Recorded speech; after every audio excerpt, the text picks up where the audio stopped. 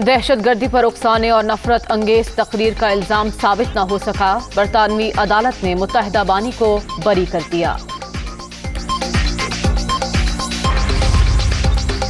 वज़ीर-ए-आज़म की आमद से पहले पावर शो लाहौर में तरीन ग्रुप का इकट्ठ, ओम चौधरी की रिहाइशगाह पर इशाया, हम ख्याल अरकान की शिरकत, मौजूदा सियासी सूरत हाल में भरपूर किरदार अदा करने का फैसला, अदम एतमाद की बात क़ब्ल वक्त है, हुकूमत आम आदमी को रिलीफ दे, जहांगीर तरीन की मीडिया टॉक।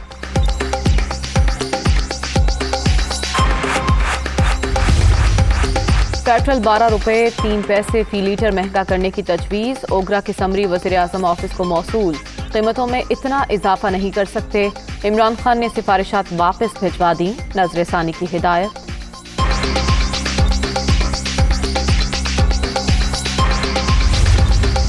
हुक्मरानों का खेल खत्म, हमारा शुरू हो चुका, मुल्क के मालिक हम हैं, कब्जा छुड़वाना भी जानते हैं, अदम एतमाद के जरिए हुक्मरानों को घर भेज देंगे, मौलाना फजलुर रहमान की लैया में ललकार।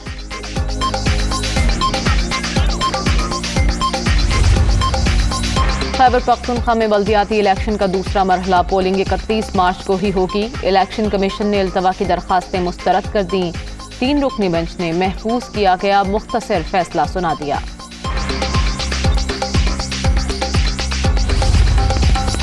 और सुपर इवेंट में सुपर मुकाबले, क़ज़ाफ़ी स्टेडियम में एक और बड़ा मैच, पेशावर ज़ल्मी की जानिब से 186 रन्स का टारगेट, हदफ के ताक़ुब में कोयटा ग्लैडिएटर्स की बैटिंग जारी।